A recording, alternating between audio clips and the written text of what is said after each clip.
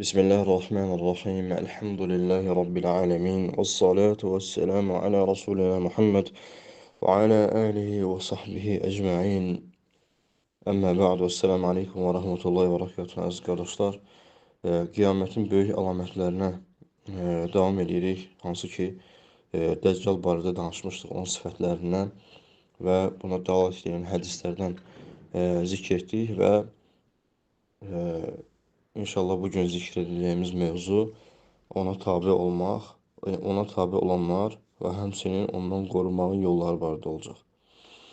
Deməli, ona tabe olanlar, yəni ilk çıxdığı dönəmdə Yahudilərdən 70 min nəfər ona tabe olmuş vəziyyətdə Xorasandan çıxacaq. Yahudilərdən 70 min nəfərlə birlikdə. Və hədislərdə də varid olduğu kimi Dəccal hər bir yerə girəcək qısa müddətdə. Deməli, məsafənin uzun olması, yəni uzun məsafələri qısa bir müddətdə yəni qət etməyə bacaracaq. Və onun dünyada qalması 40 gün çəkəcək. Onun birinci günü bir il kimi, ikinci günü bir ay kimi, üçüncü günü isə bir həftə kimi olacaq. Digər günlərdə isə adi günlər kimi davam edəcək. Və hər yerə girən Məsih Dəccal 4 yerdən başqa hər yerə girəcək. 4 yerdən başqa. Və onlar da Məscid-ül Haram, Kəbə və həmçinin Allah Nəbisi sallallahu aleyhi və səlləm məscidi, Məscid-ül Aqsa və Sinada yerləşən Məscid-ül Tur. Məscid-ül Tur. Bu 4 məsciddən başqa hər yerə daxil olacaq. Və ən çox qardaşlar, ona tabi olanlar Yahudilərdən 70 min nəfər və həmçinin bədəvilər olacaq. Elmi savadları az olanlar və yaxud da ki, heç olmayanlar. Və həmçinin Allah Resulü sallallahu aleyhi və səlləm ona tabi olanların sifətlərindən bildirdikdə onların balaca gözləri, xırda gözlü və düz burunlu olanlar olacaq. Yəni, burada işarədir ki, alimlər deyir ki, onlardan bəziləri türklər olacaq, türk milləti. Və ən çoxunun qadınlar olması sabit olmuşdur. Hansı ki, bu qadınları, hətta rəvayətlərdə gəlir ki, hədislərdə gəlir ki, kişilər öz qadınlarını evlərinə bağlayacaqlar ki, ona tabi olmasınlar deyə.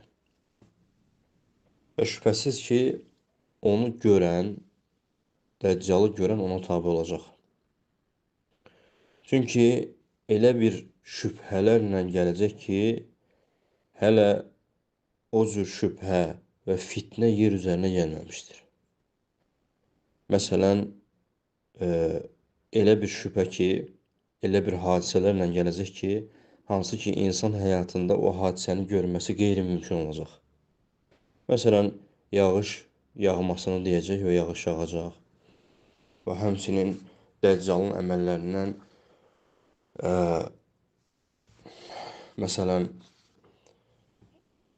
əkinlərə, otlaqlara əmr eləyəcək və otlaqlar bitəcək və əmr edəcək, məsəl üçün, bir yerin heyvanlarının, süd verən heyvanlarının südünün çoxalması və birinə deyəcək ki, məsəl üçün, sənin anan, atan ölübmü? Deyəcək, bəli. Deyəcək, onu diriltsəm, sən iman edərsənmi? Deyəcək, bəli. Və ana atasını diriltməyəcək şübhəsiz ki, yəni onların surətində şeytanlar olacaq və gəlib həmən insana deyəcəklər, bu sənin Rəbbindir, iman et. Yəni, yer üzərində, yəni insanın ağlına belə gəlməyəcək, hansı ki, o şeylərə Allah subhanahu wa ta'ala qadirdir, yəni o şübhələrlə insanları aldatmağa çalışacaq. Və ona iman edən insanlar, qardaşlar, zənginlik, var-dövlət, əkinlərin çox olduğu, mal-qaranın bəhrəsinin çox olduğu, südünün çox olduğu bir e, belə bir imkanda, belə bir vəziyyətdə yaşayacaqlar. Və bunun əksi olaraq kim də ona iman eləməzsə, ona tərəf getməzsə, kasıblıq və quraqlıqla imtahan olacaq. Və həmçinin Peyğəmbər sallallahu aleyhi və səlləm əmr eləyir ki, insanlara onun çıxdığını eşitsəniz, ondan uzaqlaşın. Yəni, heç kəs deməsin ki, mənim imanım çatır ki, yəni gedim baxım, mənim imanım olsa, Allaha həmd olsun, mən onun dəccal olduğuna iman eləmişəm. Yox, onu görən ona iman gətirəcək, qardaşlar. Allah qorusun. Çünki bayaq da qeyd elədiyimiz kimi, elə bir fitnələrlə gələcək ki, insanın ağlını başından alacaq.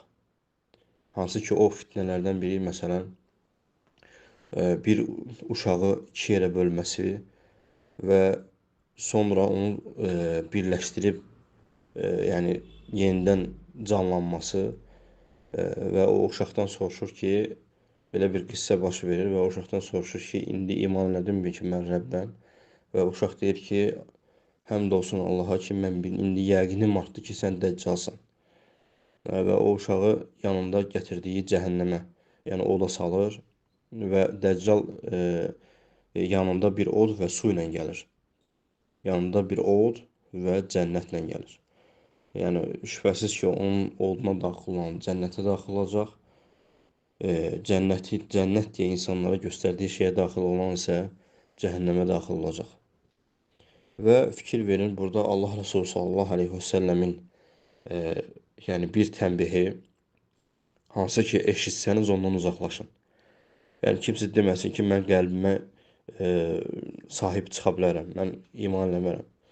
Onu görən iman gətirəcək. Baxın, qardaşlar, günümüzdə bəzi insanlar var ki, ona dedikdə ki, filan bidət əhlindən, filan şər əhlindən, filan fitnəkarlardan uzaq dur. O, sanki özü öz qəlbinə və nəfsinə güvənirmiş kimi, yəni sanki yox, bu belədir. Çünki o, əgər özünə güvənməsə, bu cür hərəkət etməz. Yəni, bu cür davranmaz. Bu addımı atmaz. Və özünə güvənərək deyir ki, mən haqqı batildən seçə bilərəm, mən sabitəm, mən əlhəmdülillah o fikirlərdə deyiləm. Gedir ona qulaq asır. Və yaxud da gedir ona sual verir, gedir ona oturub durur.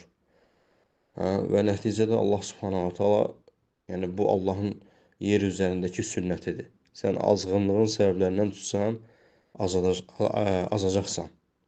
Şübhəsiz bu belədir.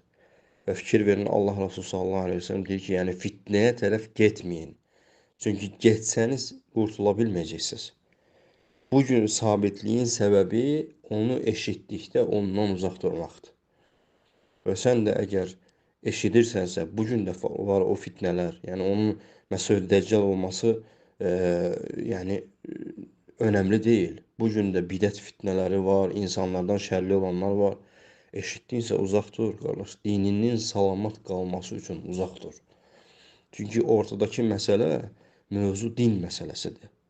Din məsələsi. Barakallahu fikum. Və qardaşlar, barakallahu fikum, ondan qorunmağın yolları isə Allah subhanahu ta'alanın sifətlərini haqqı ilə bilməkdir.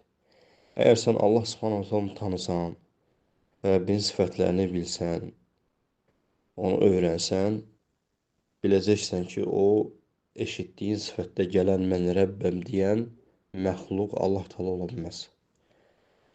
Əgər bilməsən, Rəbbini tanımasan, şübhəsiz gedib iman edəcəksən. İkinci səbəb isə elm tələb etməkdir.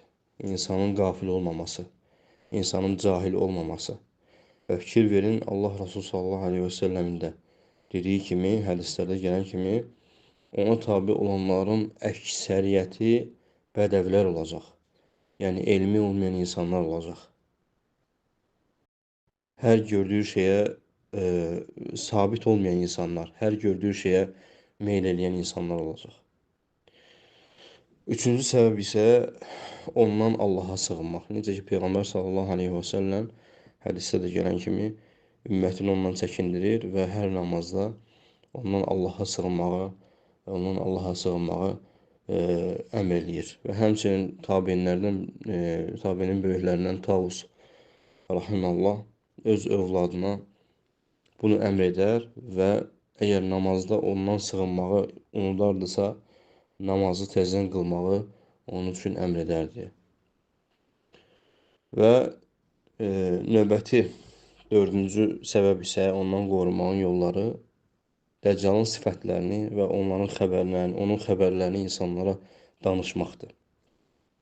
Çünki Allah Nəbisi sallallahu aleyhi ve sellem buyurur ki, insanlar ondan qafil olduqları halda gələcək.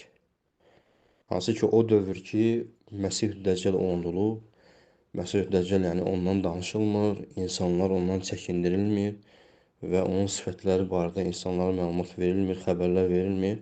İnsanların qafil olduğu vaxt o vaxt.